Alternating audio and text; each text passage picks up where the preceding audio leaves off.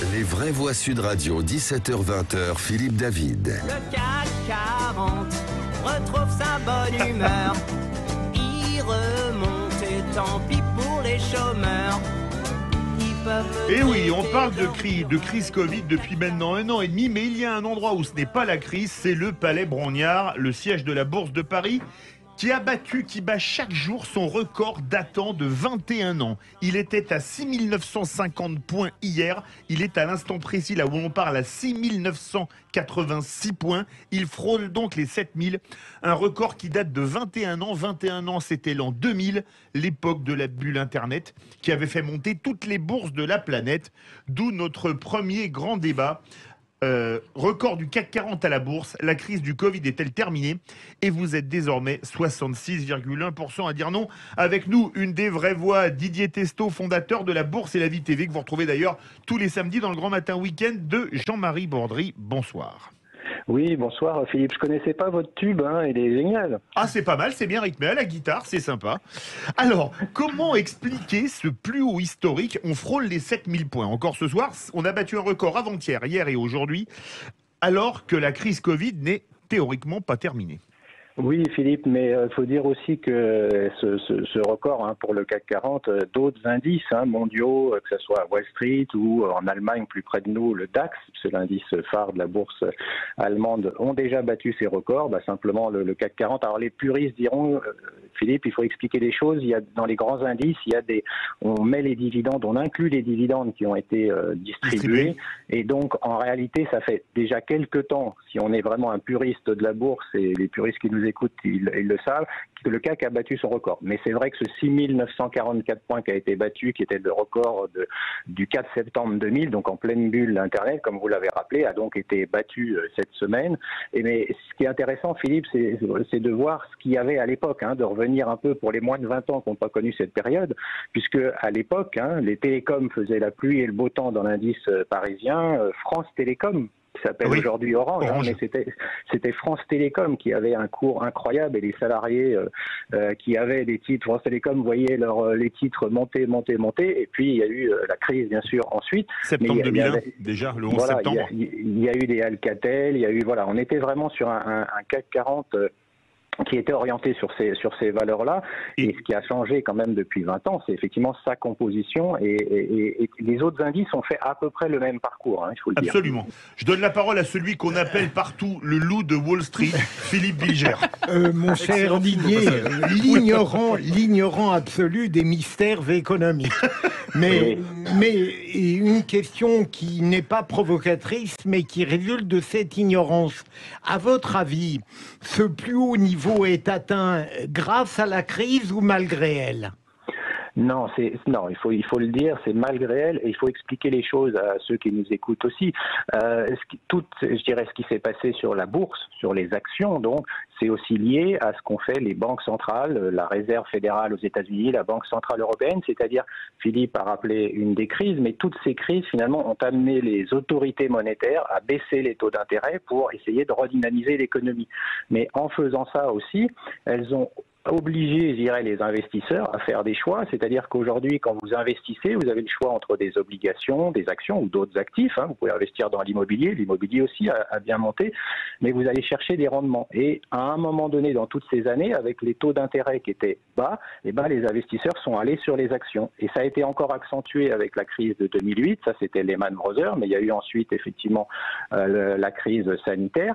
Et les investisseurs ont quasiment pas d'autre choix pour aller chercher du rendement, mais ça peut être un fonds de retraite californien qui va investir dans le CAC 40 parce qu'il va aller chercher du rendement. Et c'est ce qui s'est passé. Donc la crise sanitaire, si vous voulez, elle peut accentuer. En fait, elle a accentué la baisse des taux parce que les autorités monétaires ont réagi. Vous savez, il y a 1 an, on était très très bas sur le CAC, et en agissant de cette manière-là, elles ont contraint les grands investisseurs mondiaux d'aller sur les marchés actions, que ce soit Wall Street, que ce soit le CAC 40 ou le DAX.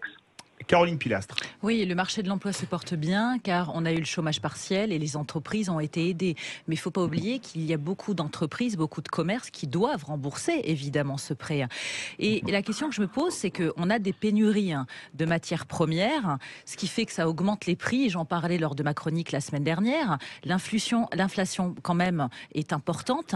Donc moi j'aimerais savoir, parce que je ne pense pas honnêtement que la crise soit derrière nous, parce que quand vous entendez certains commerçants qui manquent de trésorerie, ils s'inquiètent encore. Et puis on nous parle potentiellement d'une 5e vague. Donc je ne pense pas que nous allons être reconfinés parce que ça serait impensable économiquement et évidemment psychologiquement pour nous tous.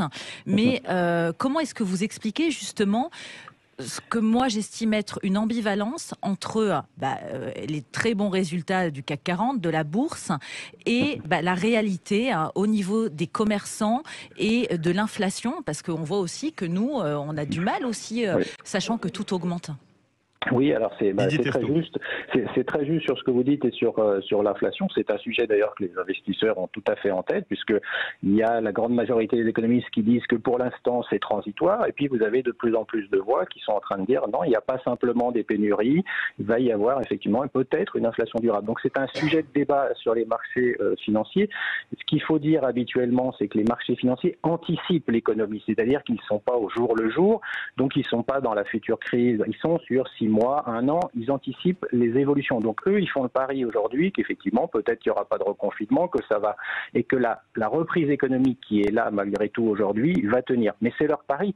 Ça reste toujours un pari sur les marchés financiers, c'est-à-dire que leurs analyses considèrent que il y a quand même des sujets, vous l'avez vu sur les conteneurs, vous l'avez dit sur la pénurie de composants ou sur d'autres sujets. Donc on n'est pas dans une reprise économique facile, simple, etc. Simplement, eux, dans leur choix d'investissement aujourd'hui, ils estiment qu'ils peuvent aller sur ces marchés actions, d'où ces records mondiaux, parce qu'on pourrait dire que toutes les semaines, il y a des records à Wall Street, mais parce qu'en attendant, les taux d'intérêt restent bas. Donc, ils n'ont pas vraiment le choix. Ils vont pas aller mettre du 0%, du 1%. Il y a des taux à 10 ans en France qui sont vraiment très bas. Donc, ils sont obligés d'aller à prendre du risque. En fait, c'est ça ce que veulent les banques centrales, c'est que les investisseurs prennent du risque. Et peut-être on aura l'occasion de faire un peu de pédagogie avec vous, et j'aimerais bien, Philippe, si on peut en faire, parce que c'est très important quand la bourse est au plus haut. Vous allez voir dans les médias, on va vous dire est-ce que c'est le moment d'y aller ? Oui, ça c'est vraie question. Mais on va y répondre, on va donner la parole à Abdoulaye Kanté. Ouais, l'économiste hors pair que je suis, évidemment. Voilà, donc je suis quand même content que nos entreprises du CAC 40 se portent très bien. Mais après, moi, le citoyen lambda que je suis, on va dire... Qu'est-ce que ça rapporte, on va dire, pour notre quotidien? C'est que certes, comme vous l'avez dit, c'est un pari sur des investissements futurs, etc. Et que c'est, pour l'instant, ça se passe, on va dire, c'est de bon augure. Mais concrètement, par rapport à ce que tu as dit, Caroline, au niveau du prix de l'inflation, de tout ce qui est les matières premières, etc. Qu'est-ce que ça pourrait... Est-ce que aussi, à l'avenir, ça peut être aussi une bonne nouvelle pour nous? C'est-à-dire que pour le citoyen lambda qui, lui, pense à boucler ses fins de mois, essayer aussi de remplir son frigo, et aussi la question aussi, est-ce qu'il aura au niveau de l'essence un prix plus bas que nous connaissons actuellement? Didier Testo. Oui, mais ce sujet, il faut se féliciter que que les entreprises aillent bien. Je l'ai dit juste avant de commencer mon propos. Voilà, exactement. Et là, on a parlé du CAC 40, mais moi, je connais beaucoup de dirigeants de PME ou d'ETI qui sont des entreprises de taille intermédiaire qui se sont sortis de cette crise, c'est-à-dire qu'en fait, qui se sont adaptés, et je dirais, qui ont réussi à passer la crise. Et il y en a même que je connais depuis 30 ans, si vous voulez. Ils ont eu la crise d'Internet, ils ont eu celle de 2008, ils ont eu la crise sanitaire. Et en fait, depuis toutes ces années, ces PME sont devenues plus grandes, donc elles s'en sortent bien. Mais les sujets que vous avez évoqués, ils sont tous confrontés à ça. Quand vous parlez avec un distributeur comme Carrefour, il peut avoir un Bonduelle qui va vendre des produits chez Carrefour. Mais si Bonduelle, il a une hausse de ses coûts de production, il va vouloir le répercuter à Carrefour. Mais donc, il va y avoir des discussions entre les deux. Et tous les sujets que vous évoquez d'inflation, les uns et les autres sont confrontés. C'est sûr que quand vous appelez LVMH, Christian Dior ou dans le luxe, vous avez... Oui, mais par exemple, vous pouviez avoir à un moment donné d'autres sujets. C'est-à-dire que le confinement, quand il y a eu le confinement en Chine, il y a eu une baisse des activités. Et puis ensuite, quand ça a repris en Chine, forcément... Ce que je peux comprendre, ils ont eu quand même une force hausse de la croissance économique à plus de, je ne sais pas combien, 10%, je crois.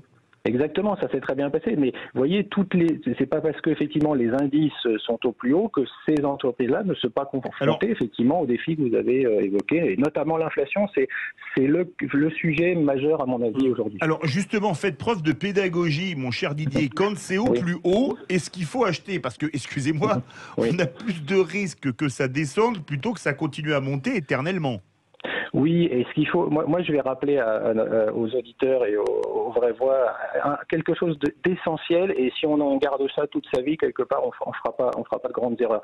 C'est que il faut investir, que ça soit en bourse ou que ça soit dans d'autres domaines, mais sur la partie financière, il faut investir de l'argent dont on n'a pas besoin. Et j'ai entendu récemment dans un reportage un jeune qui mettait la moitié de son salaire dans ses investissements.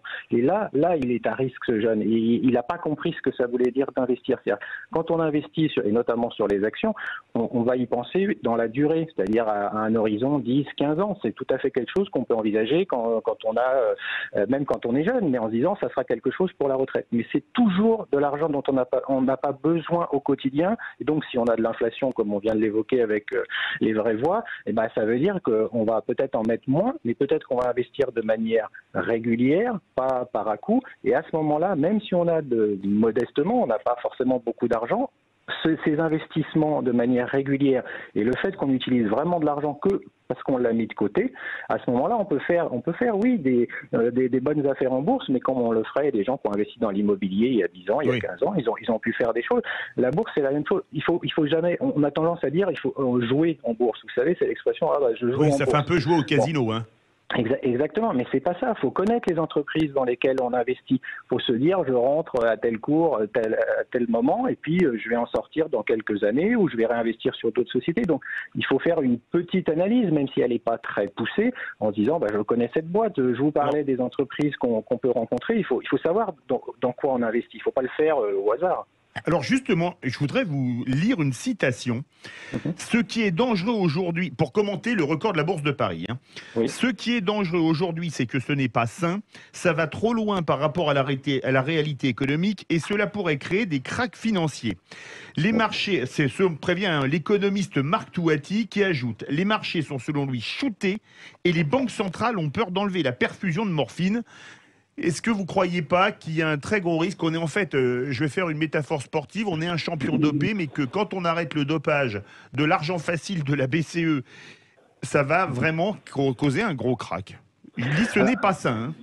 Oui, mais ce qu'il faut dire, c'est que vous savez, dans les périodes de bulle ou dans les périodes d'euphorie boursière ou financière, en fait, vous avez toujours des voix. Aux États-Unis, il y a une dizaine d'investisseurs professionnels très sérieux qui ont déjà dit mais c'est pas possible, ça peut pas continuer comme ça. Et si ça continue comme ça, vous avez vu, j'ai eu l'occasion de parler de Tesla. Oui. Il y a pas 1000 longtemps, milliards de dollars. Pour l'instant, ça continue. Par exemple, il n'y a plus personne qui vend Tesla. C'est-à-dire qu'il n'y a plus de vendeurs à découvert, comme on les appelle, qui vendent. Donc, de toute façon, ça ne peut que monter. Mais quand on a ce genre de choses, etc., même si vous dites, vous ne pouvez pas définir un crack, vous ne pouvez pas dire ça sera dans 3 semaines, ça sera dans 4 semaines. Simplement, il y a un moment donné où, effectivement, il faut être prudent dans ce qu'on fait et on ne peut plus rester, effectivement, dans l'idée. Là, vous allez avoir des articles de presse qui vont vous dire « Ah, c'est le moment d'investir ». Ben non, pourquoi investir au plus haut? Vous savez ce qui se passe dans l'histoire, Philippe, financière de la bourse? Toutes les crises, à chaque fois, les particuliers, ils viennent en bourse. Alors, il y en a quand même eu 400 000 qui sont venus pour la première fois qui ont investi en bourse en 2020. Donc, il y a eu une vague avec le confinement de nouveaux investisseurs en France et dans le monde entier, aux États-Unis aussi. Mais en général, les particuliers, eux, ils viennent un peu à la fin. C'est-à-dire qu'ils vont venir à un moment donné où les professionnels vont sentir le risque parce que c'est leur métier et ils savent exactement ce qui est en train de se passer. Et c'est à ce moment-là que les particuliers arrivent. Et dans toute l'histoire boursière, vous avez eu, depuis 29, si on prend celle du siècle dernier, à chaque fois, c'est la même chose. Donc l'investisseur particulier, il n'a pas les capacités d'être au jour le jour, même en étant à la retraite, il n'aura pas toutes les infos. Alors, pour conclure, il nous reste 1:30. Marc Touati a ajouté, ça joue sur l'inflation et ça pèse sur la croissance. Le journal allemand à gros tirage, Bild Zeitung, a sorti un double page la semaine dernière avec la photo de Christine Lagarde où il écrit en français « Madame Inflation, cette femme en Chanel ruine les épargnants et les retraités ». Propos très amène de la presse allemande. Est-ce qu'on risque vraiment de ruiner les retraités et les épargnants ? Non, mais le vrai sujet, Philippe, que vous avez, et des banques centrales, que ce soit effectivement Madame Lagarde ou John Powell, le sujet, c'est quoi? C'est que en Europe, si vous montez les taux aujourd'hui, on n'a pas parlé de la dette française. Si, si, là, vous mettez les États en faillite. Et ben voilà, donc vous avez un vrai sujet de fond, c'est comment je remets l'économie à l'état normal. Parce que s'il y a de l'inflation, les taux d'intérêt devraient être plus hauts. Si vous faites pas ce schéma-là, qui est un schéma classique, de remonter les taux parce qu'il y a de l'inflation, et vous êtes coincé. Et en fait, la dette a augmenté, donc vous êtes coincé. Donc en fait, il y a peut-être un vrai sujet, c'est comment les banques centrales vont se sortir de cette spéculation immobilière, de cette spéculation financière, en augmentant les taux sans tout casser et sans créer à nouveau une crise économique, parce que les crises financières génèrent des crises économiques. Franchement, aujourd'hui, personne ne le sait, donc il n'y a pas de gourou ni effectivement de solution toute faite. Ils sont confrontés à ça, ils vont devoir y réfléchir. C'est un peu la quadrature du cercle, pardon. Merci beaucoup Didier Testo, fondateur de la Bourse et la Vie TV, que vous retrouverez samedi dans le Grand Matin Week-end. Il sera d'ailleurs avec Laurence Garcia ce week-end. Verdict sur Twitter, record du CAC 40 à la Bourse, la crise du Covid est-elle terminée? Eh bien vous êtes désormais 64% à dire non. Ça vous dirait les vraies voix, une chronique présidentielle de Philippe Rossi? Ah oui. Eh ben c'est pour tout de suite.